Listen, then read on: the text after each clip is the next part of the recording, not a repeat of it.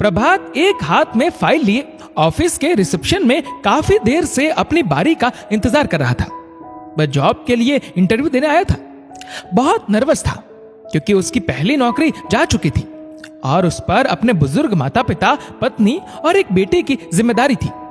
उसे इस नौकरी की सख्त से सख्त जरूरत थी। प्रभात ने करीब 1 घंटा इंतजार किया, तब कहीं जाकर उसे इंटरव्यू के लिए बुलाया गया। उसकी नजर जैसे ही सामने बैठे कंपनी के डायरेक्टर्स पर पड़ी तो वह चौंक गया। वे 3 डायरेक्टर्स ही तय करने वाले थे कि नौकरी प्रभात को मिलेगी या नहीं।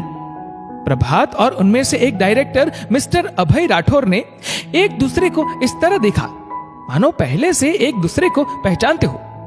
इंटरव्यू में उससे कुछ सवाल पूछे गए। उसके सर्टिफिकेट, मार्कशीट देखी गई। प्रभात ने गिड़गिड़ाते हुए कहा, मुझे नौकरी की सख्त आवश्यकता है। मेरे पिताजी हॉस्पिटल में भर्ती है।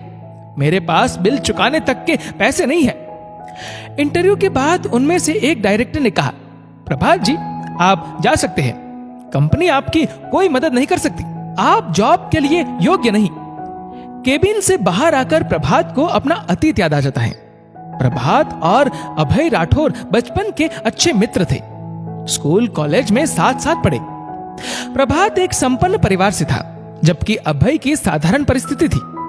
अभय दिन रात खूब मन लगाकर मेहनत से पढ़ाई करता, क्योंकि वह जानता था कि अच्छी शिक्षा ही उसकी आर्थिक परिस्थिति सुधार सकती है। वहीं प्रभात की दोस्ती बिगड़े आवारा लड़कों से हो गई। अपना करियर बनाने पर तो ध्यान ही नहीं रखता, बस लेक्चर बंक कर कैंटीन में बेहिसाब पैसे बर्बाद करता।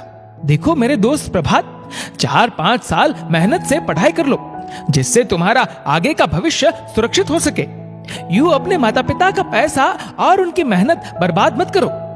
अभय प्रभात को अक्सर समझाता। उसकी बातों से तंग आकर प्रभात ने अभय से अपनी बरसों पुरानी दोस्ती ही तोड़ दी। कॉलेज में टॉप करने के कारण अभय को दूसरे शहर में एक बड़ी कंपनी में जॉब मिल जाती है। अभी कुछ ही समय पहले इसी शहर में कंपनी की ब्रांच में डायरेक्टर की पोस्ट प्राप्त हुई है और प्रभात आज भी नौकरी के लिए दर दर भटक रहा है। किसी भी जगह टिक कर काम नहीं कर पाता। उसके 3 बहनों की शादी करने पर उसके माता पिता भी अब आर्थिक रूप से कमजोर हो चले थे। दूसरे दिन प्रभात अस्पताल में अपने पिता के ठीक होने के इंतजार में बैठा था। यूं तो उसके पास कई दोस्तों, रिश्तेदारों की लंबी कतारें थी, लेकिन अस्पताल में वह बिल्कुल अकेला था। उसे अपने पिता के अच्छे इलाज के साथ साथ मानसिक संबल की बहुत जरूरत थी। उसने खुद को इतना अकेला कभी नहीं पाया था। तभी उसके कंधे पर किसी ने हाथ रखा। उसने देखा तो उसका वही दोस्त अभय था। अभय तुम यहां? प्रभात बोला।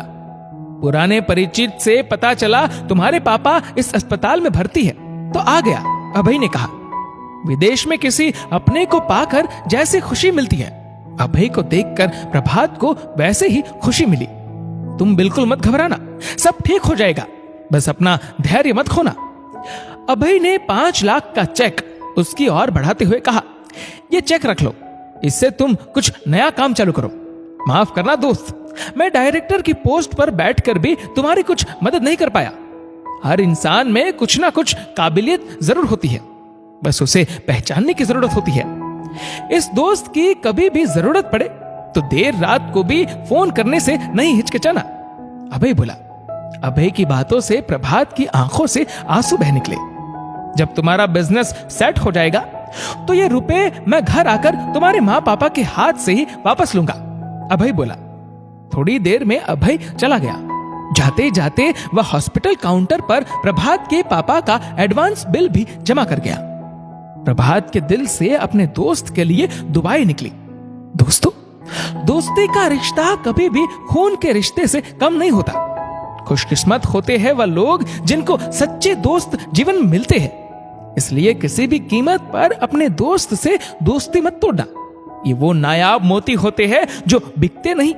इस वीडियो को लेकर आपकी क्या राय है, नीचे कमेंट करके जरूर बताएगा। और अगर आपको वीडियो अच्छा लगा हो तो इस वीडियो को लाइक करेगा और शेयर करेगा ज्यादा से ज्यादा लोगों तक। और ऐसे ही और भी इंस्पिरेशनल वीडियोस के लिए सब्सक्राइब करें हमारे यूट्यूब चैनल को और फेसबुक पर फॉलो करें हमारे पेज को।